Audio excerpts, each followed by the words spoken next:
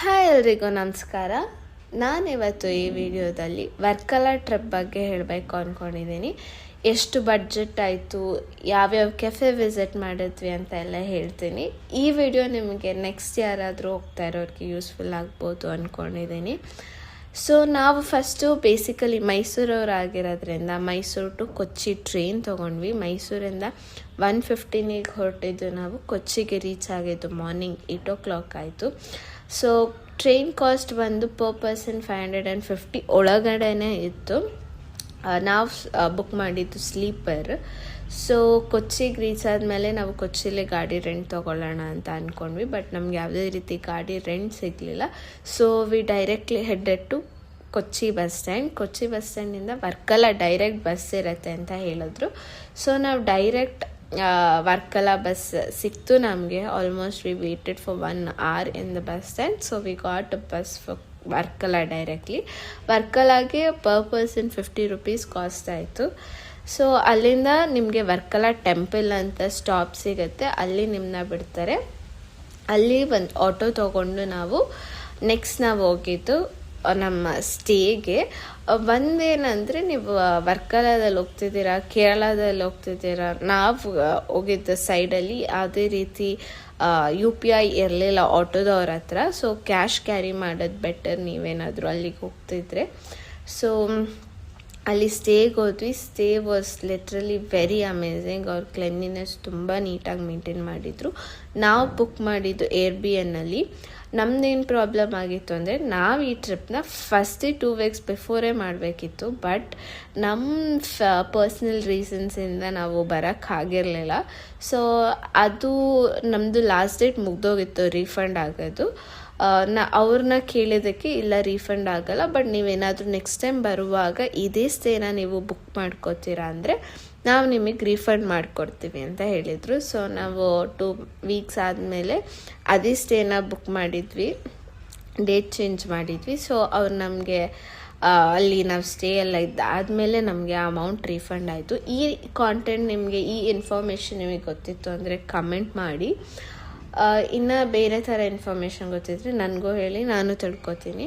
So ನಾವು book ಮಾಡಿದ್ದು 2 BHK for 2 nights. It costed around 9.5 something. So per person ಇದು ಬಂದಿದ್ದು 2.4 ಸಮಥಿಂಗ್ ಏನೋ ಬೀಳುತ್ತೆ. ಅಲ್ಲಿಂದ ನಾವು ಬೆಳಗ್ಗೆಯಿಂದ ಏನೂ ತಿಂದಿರಲಿಲ್ಲ. ಸೊ ರೆಡಿಯಾಗಿ ನಾವು ಹೋಗಿದ್ದು ಜೈ ಶ್ರೀರಾಮ್ ಕೆಫೆಗೆ. Jai Shriram cafe was literally very good. ಅಂದರೆ ಅಲ್ಲಿ ಆ್ಯಂಬಿಯನ್ಸ್ ಚೆನ್ನಾಗಿತ್ತು, but food was not okay. Food was, I didn't like the food.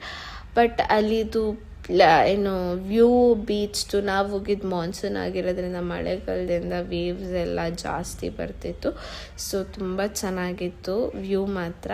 Food was okay, but it costed around 800 something for the whole food. ಅಲ್ಲಿಂದ ನಾವು ಹೋಗಿದ್ದು ಸೌತ್ ಕ್ಲಿಫ್ಗೆ. ಸೌತ್ ಕ್ಲಿಫ್ ಅಲ್ಲ ಅನ್ಕೊಂಡು cliff ಅದು. Sunset ನೋಡೋಣ ಅಂತ ಹೋದ್ವಿ. ಬಟ್ ನಮಗೆ ಅಲ್ಲಿ ಜೈ ಶ್ರೀರಾಮ್ ಕೆಫೆಯಲ್ಲಿ ತಿಂದಿದ್ದು ನಮಗೇನು ಹೊಟ್ಟೆ ತುಂಬಿಲ್ಲ ಅಂದ್ಬಿಟ್ಟು ಸ್ವಲ್ಪ ಅಲ್ಲಿ ಫೋಟೋಸ್ ಎಲ್ಲ ತೊಗೊಂಡು ಸ್ವಲ್ಪ ತಿದ್ದಿ ಆಮೇಲೆ ನಾವು ಹೋಗಿದ್ದು ಕೆಫೆ ಇಟಾಲಿಯನೋಗೆ. So cafe Italiano was also very good. ಇಲ್ಲಿ ವರ್ಕಲಾದಲ್ಲಿ mainly it's famous for cafes to see the sunset.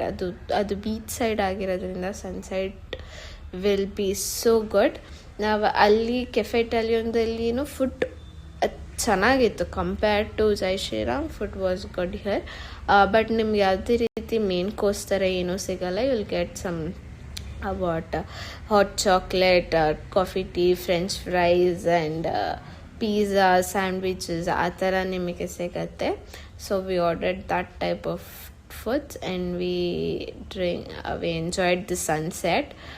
Sunset ಮುಗಿದ್ಮೇಲೆ ನಾವು ಹೋಗಿದ್ದು ಸುಮ್ಮನೆ ಅಲ್ಲೇ ಪಾಸ್ ಆಗ್ತಾ ಇರ್ಬೇಕಾದ್ರೆ ಒಂದು ಶಾಪಿಂಗ್ ಸ್ಪಾಟ್ಸ್ ಇತ್ತು. ಸುಮ್ಮನೆ ಅಲ್ಲೇ ನೋಡಿಕೊಂಡು ಆಮೇಲೆ ಅಲ್ಲಿ ಸೀ ಫುಡ್ ಅಲ್ಲಿ ಡಿಸ್ಪ್ಲೇ ಮಾಡಿದ್ರು ಲಾಬ್ಸ್ಟರ್ಸ್ನೆಲ್ಲ.